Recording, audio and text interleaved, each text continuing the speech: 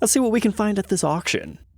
Welcome back, troglodytes, to your daily dose of guitar information, the Trogly's Guitar Show. Before we start hunting, it's important to know about buyer's premiums on auctions. So this particular one is 22% of the hammer price, including taxes is 26.4%. This particular auction is in the UK, offered by Gardner Holgate, called Guitar Auctions. So to make things simple for USD buyers, add 40% and you're there. So now that we understand that, let's see what caught my attention. So there's this 1984 Gibson Les Paul Custom. You're gonna notice there's something quite strange on this one. It has a Kahler trem system. Now that was offered as a factory option, called the Super Tune Vibrola. There was also the Master Tune and Pro Tune that ranked above it. And generally speaking, factory or not, they're not worth as much as regular customs because they're just not that well loved. But this one has an excellent finish. It's chrome hardware, which you don't see with that color option too often. It still has the Tim Shaw PAF stickers on the rings. It's got the diamond posi-lock strap locks. And if you look really closely, you can see the flip-out winding crank right there. And all things considered, it actually seems to be in pretty good condition. And even more, it's got the original pamphlet for the Kahler.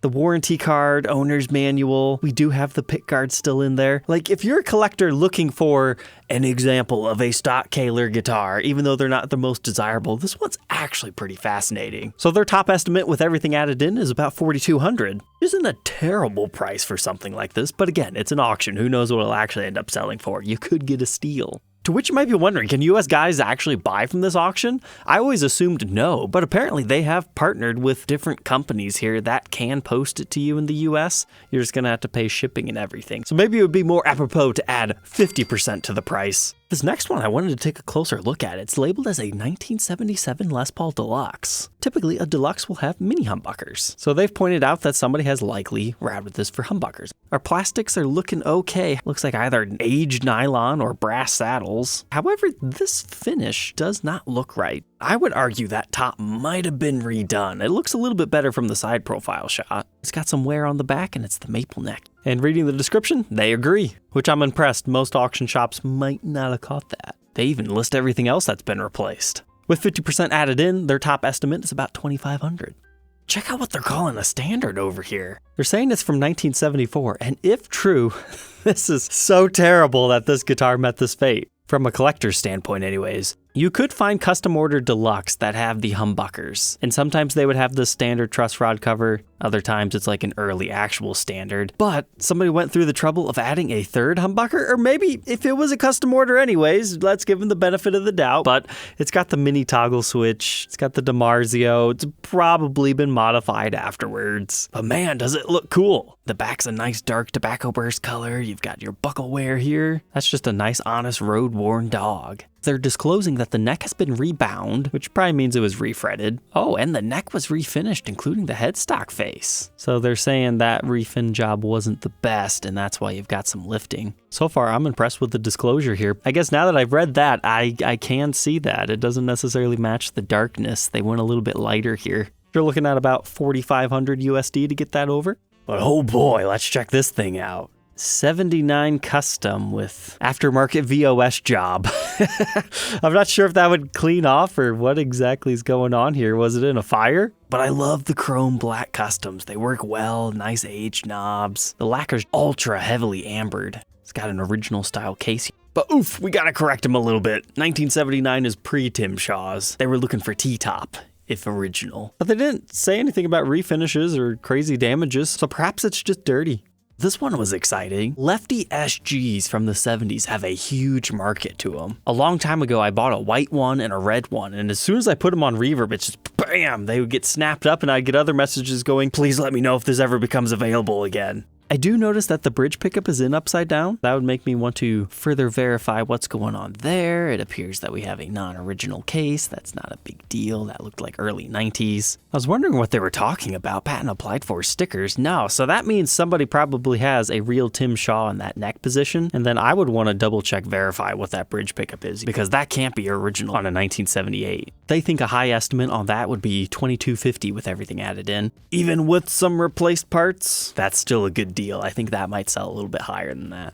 Very excited here, Buckethead Studio. I was more so curious about the condition of this one because unfortunately I had to sell my Buckethead I just recently bought. I didn't want to, but I had to cover the purchase of something else and it just happened to be the easiest thing to sell. This one's looking pretty clean. Doesn't appear to have yellowed too much. It's got the original case, some of the hang tags. They've got the high estimate of about 35, which would still be a very good deal. But this auction has a lot of those cool late 2000s, early 2010s signatures, like the Frank Zappa Roxy SG. That one will blow away their estimates as well. Yeah, unless it's a slow auction, but this one appears to be in pretty good shape. It's getting harder to find these in mint condition. But if you want to learn more about this one, you can check out this review and demo. On top of that, we've got the Johnny Winter Firebird. I'd really like to check this one out. I love the white Johnny Winter Firebirds that they just recently did a few years ago, and unfortunately, they just don't have a high demand on the used market. But to be fair, custom shop Firebirds are kind of a niche item to begin with, but I'd love to try the first version that has his signature. Their top estimate's about 9,000 US, which might prove to be just a tad bit high. People tend to ask a lot on that, but it's got a cool serial number, 007. It's always cool when these things show up. The reissue of the 335S, yeah, just in case you didn't know, in the 80s, Gibson decided to make a solid body 335. When they reissued it, they gave it some cool colors, like Silverburst. I have a fun story about one that I bought that somebody had spray painted it blue, and I tried to sand it down the best I could. And then it got traded around like 7 or 8 different times. That's kind of a funny one. The traveling guitar, I believe I called it. You don't see these show up in clean condition every day. Thought about 1,500 US. Be an alright deal if it bids low. I always got to point out these 90s studios. In case you don't know, in 2024, Gibson is bringing back the ebony fretboarded studio, which I am so excited for. Gibson has heard our pleas that we want them back. However, I am very terrified that they're not going to be as good. Sure, we're going to have the compound fretboard radius, and it's going to be part of the modern collection, so you probably won't have the hand-wired electronics, but everything else you can change. But for me, it was never necessarily about the ebony board. It was how the particular ebony that they used felt. And maybe that's just because they were played for like 30 plus years. I thought this thing was freaky. I'd never heard of an L140 before, but then again, I don't pay attention to stuff like this. I just thought the body shape was weird. Like it's kind of parlor sized, but different from the typical Gibson acoustic guitar. You've got your fancy rosette and kind of weird inlays. Almost looks like an upside down fleur-de-lis. Then we've got a cool natural headstock veneer, and then we've got something going on with a brass truss rod cover. That's one of the downsides to this auction site. They don't have very many photos, but to be fair, if I remember correctly, there's like 1,500 guitars in here. I'm surprised they're able to catalog them all at all. But this one got me excited. It's actually a Guitar of the Week Classic Custom. They listed it as 2006, so I wanted to check out that serial. But unfortunately, we cannot see it. Does it have one? What's really strange is they say they have 2006 dated pots. Gibson at that time were just using the Gibson branded one, so that's probably been replaced. I'm pretty certain this started life with gold hardware, and this is the version that started with the ambered lacquer, but it looks like this one's checked even further. If you're wondering why that headstock looks strange, that was part of the antiquing of it. It's one of the most popular Guitar of the Weeks. So unfortunately, we don't have any mention of the serial number, so whether we can call it a prototype or not, but it looks like we do have some of the original parts here. So if that really matters to you, keep in mind this is probably 2007, but who cares? It's 1 year difference. Those do sell for pretty pennies, so if it doesn't exceed their like $22.50 estimate, it could still be a pretty alright deal. I thought this archtop had an interesting Ibanez-like look to it, but they say it's an 88 L4 CES master model by James Hutchins, which Hutchins, he's the map guitar guy and the archtop guy. But whoa, I like that. That's a very 90s looking back, but slightly before it became the 90s style. That's cool to see the mahogany on the back. You don't normally see that. Or at least I don't normally see that because I don't look at these types of guitars that often. I like that one. It's got a good vibe. $52.50 would be the US price estimate. But I was excited to see this, another the Paul Firebrand. I know we've been talking about these a lot, but finally! Might not be the highest definition photos, but I've been telling you that they eventually switched back to the Paul truss rod covers. I think they were just using up parts. The other reason I wanted to share this is technically a cherry sunburst, the Paul. You don't find that color option too often. It just looks incredibly dark because of the mahogany that they were using. That's another one that has the harmonica bridge. I would love to just have a complete the Paul collection in the museum of every single color iteration. Look at that back. That's interesting. I like it. I'll have to keep my eye on this one because if it's more so the 800 portion, it'd be an alright deal. This next one made me chuckle. So it's a 74 SG Special. So those normally look like this. They have the mini humbuckers. But someone decided they wanted to 68 standardify it. They put a bat wing guard on it and it just sits obnoxiously low. It's really bizarre to look at it because this is why you understand why some guys stick their nose up at 70s SGs because they're not as good as the 60s. But that's the unique thing about my perspective is my first SG was a 70s one and that's what I fell in love with as the base model. It's got the mini toggles.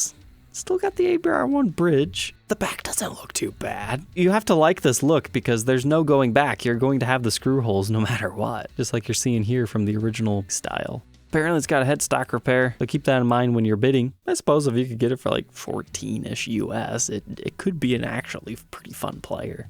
Speaking of those cool limited edition 2010s-ish eras, there's an original run Chris Cornell Ebony Satin. Those are great guitars. This one is number 192 of 250. Doesn't appear to have been played much. Maybe it's got some wear, but beggars cannot be choosers on that particular version. I'm pretty confident it will exceed what they're asking there. Back to our 90s studios, you gotta remember there's cool custom shop editions. And this one, I've seen it often enough that whenever I see one, I know to look at it closer because this is not ebony. This is actually a really dark, lightly metallic green. The bad thing is they have the real celluloid pick guard on it, so they start to off gas, so that's why our gold has been destroyed here, so you'd have to take that off if you have one in your collection. But there's our custom shop edition decal, and there's a really bad head break too. That's unfortunate. I appreciate these guys. Crude neck repair. Yep, that's right. But where the heck are they getting Richlight from? Gibson didn't use that till 2011. There's a very small chance that when the headstock broke, it also cracked the fretboard and they replaced it. But I feel like they would just say the whole fretboard's been replaced at that point. That one's probably not worth exporting because you never know how good that repair is, but could be fun for somebody local buying it. Now we're moving out of our Gibson category to other things. So apparently this is a Fenix by Young Chang Les Paul custom type guitar, made in Korea. I think it'll sell between 200 and 300 pounds. I just wanted to take a look at it because obviously they're going after that 1974 custom look, Randy Rhoads vibes. You got your witch hat knobs, thumb bleeders, uncovered pickups just for good measure. Look at their doofy little cutaway here being extra extreme. Frets over the edge of the binding, kind of a ABR1 in style bridge. It has a case. At least it's a set neck guitar. Can't go wrong there. But I really wanted to look at this. So Fenix kind of looks like Fender, which I think is just funny to have a Fender Les Paul custom. And I like their take on the custom emblem. For 500 USD, that could be fun. And now this guitar right here has like a huge story behind it. Look at all these other titles for everything else we've looked at here. And now look at this title. What are they doing, these crazy guys? That's funny. Well, now that I'm actually reading it, I think somebody's just made a mistake here. They've accidentally copied and pasted our description. I'm sure the title's supposed to stop somewhere around here. So apparently this was made for Eric Clapton somewhere around 2005. It's a single P90 wrap tail. That is pretty cool. They were very scarce back then. It's the Music Zoo, as far as I understand it, that really popularized the one pickup guitars. So apparently the story was he found one of these in Dave's guitar shop once, and he met up at a festival, tried it, didn't like the neck, probably because it was built to R4 type specs, and he wanted something slimmer. So then he ordered this one. But then Eric sold it in a charity auction at some point in time, and there doesn't seem to be any other history, but yet they still think it's going to sell between 20 and 30. When you're talking like 45, 50,000 USD, personally, I'd want a little bit more of a story. This guitar without his affiliation, probably between 5 and 8,000 in today's market. But now we've got some Fenders to talk about. Here's a 61 Strat. You can see how they described it over here. It's had many different finishes, but what drew me in is that's just a beautiful ash body. It's got some interesting wood grain. It's got a nice natural relic vibe to it. Nice dark Brazilian rosewood fretboard. And here's the backside of the body with all the grain. And oh yeah, I like that neck. Nice and aged, still has the finish to it. And you can tell this was hand worn. That was not somebody sanding it down. That's somebody playing it down. That could be a fun player's piece. Keep in mind that one's Brazilian rosewood, so I don't know if US buyers can get it. You might have to fly over, pick it up, and do some other fun things. But if you can't afford true vintage, here's a 79 that appears to have been put through the paces. I don't think I've ever seen a 79 that heavily worn. It's kind of cool because they've essentially just removed the black bordered edge. Got a little bit of our three-tone sunburst going on yet. So it's like the blending of a natural finish and the burst. But how's the back? Surprisingly not quite as chewed up. I do question this wear pattern. Is that authentic playing, or is that somebody relicing? It seems they questioned that as well.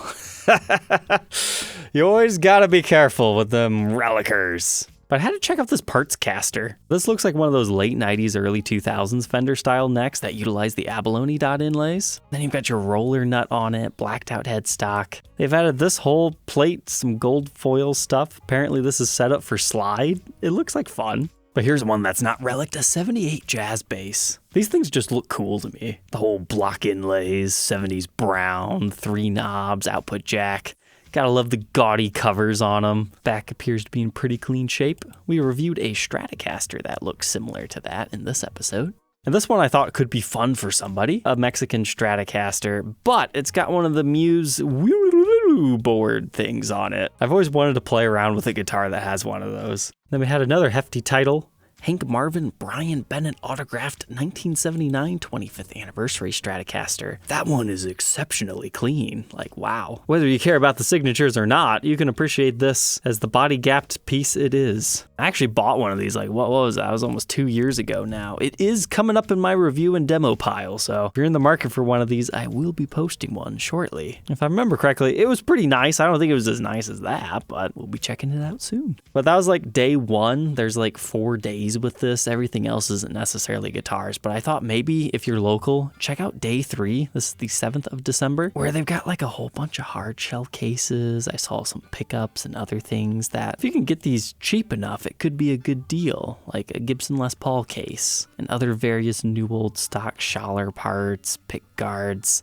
This is how you get a nice parts drawer collection, so you don't have to worry about buying stuff. You buy big bulk lots of stuff where you don't have a lot of money into it and you don't have to worry about wasting things. Sometimes it's nice just to have it around. All right, troglodytes, I hope you enjoyed checking out this auction. Don't forget to like, comment, and subscribe, and we'll catch you tomorrow on the next one. Take care.